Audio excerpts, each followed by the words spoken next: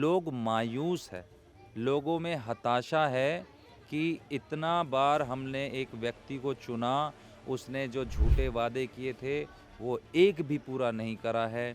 एक भी उसने वादा तो दूर छोड़िए, वो लोगों के सुख दुख में भी साथ नहीं रहा है। मुफ्त की रेवड़ियों का आप लोगों ने भी खूब विरोध किया, लेकिन आपका मैनिफेस्टो अगर देखें तो उसमें मुफ्त की रेवड़ियों की जो है ना लिस्ट, फहरिस्त काफ़ी लंबी है। आज इस संगम विहार में अगर किसी का विकास हुआ है तो वो सिर्फ एक व्यक्ति का विकास हुआ है, और वो व्यक्ति है हमारे यहाँ के माननीय विधायक और दूसरा उनके पार्षद। इस तरीके से कांग्रेस को वैनिश माना जा रहा है, क्या आंतरिक गुटबाजी का शिकार हो गई है कांग्रेस? मोहल्ला क्लिनिक आप देखिएगा, मैं अभी लेके जाऊंगा वहाँ पर गोबर गाय और गंदगी, वहाँ पर कुत्ते, ये सब आपको दिखेंगे, लेकिन इंसान नहीं दिखेगा वहाँ पर। नमस्कार, इंडिया टीवी पर आप सभी का स्वागत है। मैं हूं आपके साथ रचना। इस वक्त हम मौजूद हैं संगम विहार विधानसभा क्षेत्र में। पिछले 2 बार से यहां पर आम आदमी पार्टी के विधायक हैं और विधायक ने क्या काम किया है, क्या काम नहीं किया है, हम बहुत जल्द उसकी सारी तस्वीर आपको दिखाएंगे। लेकिन इस वक्त कांग्रेस से जो यहाँ पर इस बार प्रत्याशी हैं वो हमारे साथ हैं हर्ष चौधरी जी। उनसे करेंगे बातचीत और जानेंगे कि क्यों कांग्रेस इतनी कॉन्फिडेंट दिख रही है। हालांकि फील्ड पर उसे लेकर बहुत सारी बातें कही जा रही है कि फाइट में नहीं है, ऐसा है वैसा है, लेकिन असलियत क्या है और क्या वजह है हर्ष चौधरी के इतने ज़्यादा कॉन्फिडेंट होने की कि उन्हें लगता है कि संगम विहार से अगर कोई जीतेगा तो वो हर्ष चौधरी होगा। बहुत बहुत स्वागत है इंडिया टीवी पर। थैंक यू सो मच, और आपका भी स्वागत है, क्योंकि संगम विहार के हालात दिखाने कोई बड़े टीवी चैनल्स कम आते हैं, क्योंकि ये दक्षिणी दिल्ली के कहने के लिए दक्षिणी दिल्ली है, और जब आप इसमें घुसते हैं तो आप देख ही लिया होगा कि पैदल चल चल के आप कहाँ से आए होंगे, कि किस तरीके के हालात हैं। आपका भी मैं स्वागत करता हूँ कि संगम विहार हमारा, जिसे ये विकसित संगम विहार कहते हैं, कि आपने भी वो हालात देखेंगे और जनता को भी दिखाइए कि हमारे संगम विहार कितना पिछड़ा हुआ संगम विहार है। क्यों वोट दें आपको? भरोसा करके आम आदमी पार्टी को 2 बार दिया।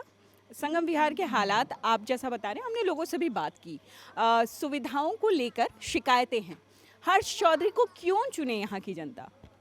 देखिए, हर्ष चौधरी सिर्फ एक चेहरा है, लेकिन लड़ाई यहाँ के लोगों की है, और लड़ाई आज इतने सालों बाद भी यहाँ संगम विहार में लोग पानी के लिए तरसते हैं। इतने सालों बाद भी लोगों को 20-20 दिन, महीने भर में, डेढ़ महीने में पानी मिलता है। इतने वर्षों बाद भी लोगों को नल से जल नहीं मिल पा रहा है। इतने वर्षों बाद भी टैंकर माफिया राज यहाँ चल रहा है। इतने वर्षों बाद भी यहाँ पर बोरों पे कब्जे हो रखे हैं, बोर के माफिया बैठे हुए हैं। इतने वर्षों बाद भी यहाँ पर पानी का निकासी का कोई साधन नहीं है। इतने वर्षों बाद भी, आज़ादी के इतने सालों बाद भी यहाँ संगम विहार में एक भी 12वीं तक का स्कूल नहीं है। इतने वर्षों बाद भी हमारे संगम विहार में एक भी सरकारी अस्पताल नहीं है। एक डिस्पेंसरी खोली गई थी कांग्रेस के राज में, शीशपाल जी पूर्व विधायक यहाँ हुआ करते थे, उसके बाद एक भी नया डिस्पेंसरी या अस्पताल नहीं खुलता है। इतने वर्षों बाद भी हमारे इस संगम विहार में 5 स्कूल तुगलकाबाद एक्सटेंशन में खोले गए थे। 5 से 6ठा स्कूल, चाहे यहाँ पर 10 साल भाजपा का विधायक रहा, 11 साल वर्तमान में 3 बार इसको चुना वर्तमान विधायक को, लेकिन एक भी स्कूल यहाँ नहीं खुला है। लोग मायूस है, लोगों में हताशा है कि इतना बार हमने एक व्यक्ति को चुना, उसने जो झूठे वादे किए थे वो एक भी पूरा नहीं करा है। एक भी उसने वादा तो दूर छोड़िए, वो लोगों के सुख दुख में भी साथ नहीं रहा है। मुफ्त की रेवड़ियों का आप लोगों ने भी खूब विरोध किया, लेकिन आपका मैनिफेस्टो अगर देखें तो उसमें मुफ्त की रेवड़ियों की जो है ना लिस्ट, फहरिस्त काफ़ी लंबी है। देखिए, जनता को जब भी कांग्रेस ने जो वादा किया है वो कांग्रेस ने डिलीवर किया है। आज मैं यहाँ पर अगर बात करूँ तो मैंने क्या आम आदमी पार्टी ने मजबूर कर दिया आप लोगों को मुफ्त में सारी सुविधाएं देने को लेकर ऐलान करने के लिए? नहीं, देखिए, अगर आप इसको थोड़ा-सा और गहराई में जाएँगे तो ये योजनाएँ गरीबों के लिए योजनाएँ कौन लेकर आया था? अभी आपने थोड़ी देर पहले में अगर सुना होगा तो मैंने ये कहा यहाँ पर कि यहाँ पर पेंशनें लगती थी, बुज़ुर्गों की पेंशनें लगती थी। आज जब से आम आदमी की सरकार आई है, बुज़ुर्गों की पेंशनें लगना बंद हो गई हैं। यहाँ पर राशन कार्ड नहीं बन रहे हैं। पहले राशन कार्ड बनते थे, गरीबों के लिए योजनाएं आती थी, वो योजनाएं सर इनके लिए लाडली बहन योजना लेकर आई थी कांग्रेस की सरकार। उस समय ये फ्री की बात करते हैं तो पहले प्राथमिकता थी कि लोगों को 24 घंटे की बिजली मिले। 24 घंटे की बिजली दी कांग्रेस की सरकार ने। उसके बाद उसमें जो है साफ क्यों हो गई? पिछले 10 साल से तो बहुत गजब का सूखा पड़ा है दिल्ली में।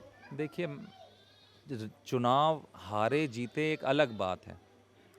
हर चुनाव का अपना समीकरण होता है। चुनाव में कई बार जीता भी जाता है, कई बार हारा भी जाता है।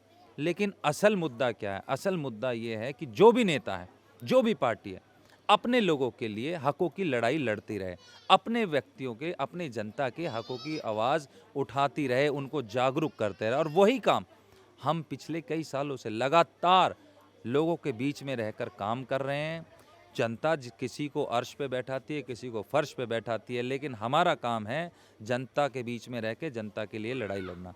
लेकिन कांग्रेस कहीं गुम सी दिखी। पिछले चुनावों की बात करें, अब इस चुनाव में भी जो मुख्य मुकाबला माना जा रहा है कि अगर किसी की टक्कर है तो बीजेपी और आम आदमी पार्टी की है। जिस तरीके से कांग्रेस को वैनिश माना जा रहा है, क्या आंतरिक गुटबाजी का शिकार हो गई है कांग्रेस? देखिए, चुनाव आप कह रहे हैं कि ये एक प्रोपागेंडा फैलाया जा रहा है कि कांग्रेस फाइट में नहीं है, कांग्रेस फाइट में नहीं है। अगर आप देखेंगे यहाँ पर जब ज़मीन पे आप घूमेंगे तो कांग्रेस पूरा सबके दिलों में है। क्योंकि यहाँ पर जो पहले विधायक रहे कांग्रेस के, शीशपाल जी, वो न केवल विधायक थे, उन्होंने लोगों के दिलों में राज किया। आज जनता को ये विश्वास वापस जाग रहा है, ये उम्मीद जाग रही है कि भाई हमें जो शीशपाल जी 21 साल पहले बिजली, पानी, ये राशन कार्ड, ये पेंशनें, ये डिस्पेंसरीज, स्कूल, जब वो उस ज़माने में लगा सकते हैं, बना सकते हैं, कर सकते हैं, तो यही कांग्रेस का हाथ है जिसके साथ हमें चलना चाहिए। यही कांग्रेस वो पार्टी है जो हमारा यहाँ विकास कर सकती है। आज इस संगम विहार में अगर किसी का विकास हुआ है तो वो सिर्फ एक व्यक्ति का विकास हुआ है, और वो व्यक्ति है हमारे यहाँ के माननीय विधायक और दूसरा उनके पार्षद। उसके अलावा यहाँ पर किसी का कोई विकास नहीं हुआ। यहाँ लोग दयनीय स्थिति पे जीने के लिए मजबूर है, हताश है, परेशान है। मैं अभी आपका भाषण भी सुन रही थी। आपने कई दफ़े अपने पिता का जिक्र किया, पूर्व एमएलए। जब आप आए, कोई टिप्स मिली आपको कि क्या करना चाहिए राजनीति में, कैसे रहना चाहिए, क्या बोलना चाहिए, क्या नहीं बोलना चाहिए? पिता से कोई सलाह मिली? नहीं, ऐसी तो कोई सलाह नहीं ली, लेकिन उनका आशीर्वाद सदैव हमारे साथ ही रहता है। बच्चे हैं, और ना केवल मेरे साथ बल्कि उन्होंने इस पूरे एरिया को एक परिवार के रूप में लेके चले हैं। आप अगर यहाँ पूछेंगे लोगों से तो वो बताएंगे कि यहाँ आज का नेता दिन में नहीं मिलता है, लेकिन यहाँ बंदर का प्रकोप चला तो रात रात भर बहुत बहुत माहिर और बारीक तरीके से आपने जोड़ दिया। नहीं, रात भर उन्होंने यहाँ चौकीदारी करी है। और उन्हें इस जनता को आराम से कि भाई आप सो, सुबह आप लोगों को काम पे जाना होगा, रात भर चौकीदारी करके अपने यहाँ क्षेत्र में लोग मकान बेच के जा रहे थे, उन्हें विश्वास दिलाया कि नहीं, आप यहाँ रुको, आपका भाई, आपका बच्चा यहाँ है, वो आपकी चौकीदारी करेगा। रात भर चौकीदारी करे। आज का नेता दिन में नहीं मिलता। यहाँ पर जब ये संगम विहार बस रहा था तो कई बार यहाँ पर तोड़फोड़ हुई। उन बुलडोजरों के आगे लेटने का काम, उन बुलडोजरों को यहाँ से भगाने का काम शीशपाल जी ने और कांग्रेस की सरकार ने उस जमाने में। आपने कांग्रेस का जिक्र किया और अपने पिता का जिक्र किया कि किस तरीके से विरोध जताते थे। वो कांग्रेस कहीं खो नहीं गई है। वो कांग्रेस जनता के मुद्दों को लेकर अब सड़कों पर क्यों नहीं दिखाई देती है? सिर्फ अगर कांग्रेस आला कमान के खिलाफ कुछ बयानबाजी होती है तभी कांग्रेस के कार्यकर्ता क्यों निकलते हैं? क्यों नहीं बीजेपी या आम आदमी पार्टी जैसा प्रदर्शन जनता के मुद्दों को लेकर करती हुई सड़क पर कांग्रेस कभी दिखाई दी है? देखिए, आप अगर ऐसी बात कहेंगे तो आप पीछे अगर मैं कहीं खोई है तो शायद नहीं, कहीं अगर खोई है तो आप ठीक कह रहे हैं, ज़मीनों पे तो नहीं खोई है, प्रदर्शनों में नहीं खोई है तो कहीं ना कहीं हमारे जो ये चैनल हैं इनके कैमरों से खो गई है कि वो उस तरीके से हमारे पक्ष को। बहुत आसान है हर्ष जी, बहुत आसान है कि सारा ठीकरा जो है मीडिया पर फोड़ दिया जाए, टीवी चैनलों पर, अखबारों पर, डिजिटल पर। ये बहुत आसान है, लेकिन हकीकत आप भी जानते हैं ना क्या है। ऐसा प्रदर्शन सच्चाई है क्योंकि हम लोग लगातार चाहे वो दलितों को लेके जब पीछे टिप्पणियाँ हुई उस पे हम लोगों ने प्रदर्शन किए, यहाँ पर पानी को लेके बात रही तो पानी के लिए हमने प्रदर्शन किए, ना केवल यहाँ पर बल्कि दिल्ली के तमाम दिल्ली लेवल पे भी हमने प्रदर्शन किए। जब स्टूडेंट्स की बात होती है तो हम लोग उस पे वो करते हैं। हो सकता है हम उस तरीके से मीडिया में अपनी जगह नहीं बना पा रहे हों जो, क्योंकि आप लोग चौथा स्तंभ हो, आप fourth pillar of the democracy हो। बहुत आसान है मीडिया पर ठीकरा फोड़ना। नहीं फोड़ रहा हूँ, लेकिन कहीं ना कहीं अगर हमको जगह नहीं मिलेगी, अगर हम प्रदर्शन करते हैं तो हम एक लिमिटेड वो है कि हम लोगों तक पहुँच पाते हैं। आप ही के लोगों के माध्यम से, चैनलों के माध्यम से शायद घर घर तक आदमी पहुंचता है, नेताओं की आवाज़ पहुंचती है, जो एक आम आदमी की आवाज़ है वो आपके चैनलों तक पहुंचती है।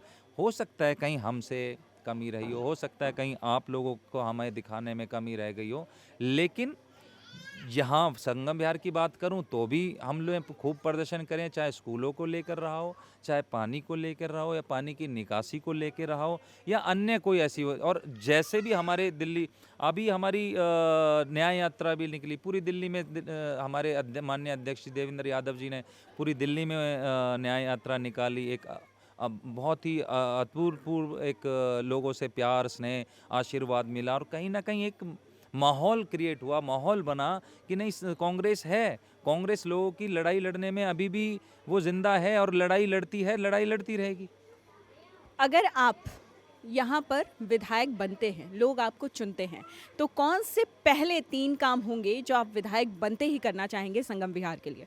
सबसे पहले तो क्योंकि आप यहाँ पर जब देखेंगे तो मैं जैसे अभी बता रहा था, 21 साल पहले किसी एक योजना को पास कराना बड़ा मुश्किल होता है, और उसके लिए शीशपाल जी ने बहुत लड़ाई करी थी। 96 करोड़ की लागत से हम लोग सोनिया विहार की लाइन को वजीराबाद से, और जिस रोड से आप आए जहाँ आपको गाड़ी खड़ी मजबूरन खड़ी करनी पड़ी, जो अभी हमारा सोया हुआ विधायक जागा है कुंभकर्ण की नींद, उस सड़क तक लाने का काम हम लोगों ने कर दिया था 21 साल पहले।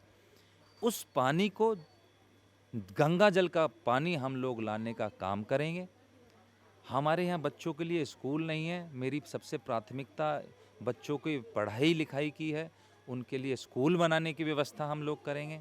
यहाँ पर सरकारी इलाज स्वास्थ्य सेवाएं के नाम पे ठप है, कुछ नहीं है। तो अपने मोहल्ला क्लिनिक आप देखिएगा, मैं अभी लेके जाऊंगा वहाँ पर गोबर गाय और गंदगी, वहाँ पर कुत्ते ये सब आपको दिखेंगे, लेकिन इंसान नहीं दिखेगा वहाँ पर। तो मोहल्ला क्लिनिक अगर कोई खुल भी जाता है तो बुखार जुखाम के अलावा वहाँ पर दवाई नहीं दी जाती है। उसके आगे भी इंसान की ज़रूरत है, बुखार और वो तो केमिस्ट से जाके भी ले आएगा इंसान, लेकिन और भी तरह की स्वास्थ्य सेवाएं लोगों को, यहाँ के लोगों को मिलनी चाहिए, क्योंकि गरीब आदमी यहाँ रहता है, इन्हें यहाँ से सीधा या तो प्राइवेट अस्पतालों में जाना पड़ता है, या फिर एम्स, और वहाँ पर जो कि यहाँ से बहुत दूर है, बहुत दिक्कत है यहाँ के लोगों को। तो 3 मेरी जो सबसे पहली प्राथमिकताएं हैं, हालांकि पानी की निकासी भी मेरे उसमें सबसे बड़ा हुआ, लेकिन क्योंकि आपने 3 पूछा तो ये तो मेरे पहली प्रायोरिटी लिस्ट में रहेंगे कि पानी, यहाँ के अस्पताल और यहाँ के स्कूल। चलते चलते आखिरी एक छोटा सा रैपिड फायर में खेलना चाहूँगी, कुछ नाम लूँगी, उनका जवाब आपको एक शब्द में देना है।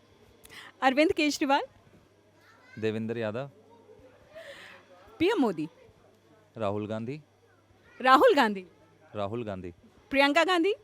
प्रियंका गांधी। चलिए, हमसे बातचीत करने के लिए, अपना कीमती वक्त निकालने के लिए आपका बहुत बहुत शुक्रिया।